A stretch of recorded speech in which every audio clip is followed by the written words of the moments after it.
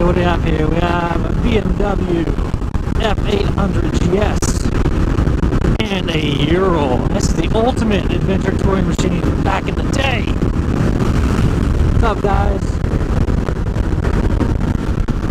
This is a Sportsman version. So the Sportsman version is actually a two-wheel drive version. So you see that drive shaft that goes across the center there? He's got the axle spinning right there through a wheel, comes all the way across and has power to this wheel. That's actually a two-wheel drive motorcycle. How sick is that? I love it.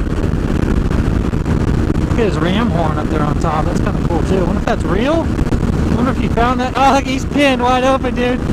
Check him out. He's hitting the horse.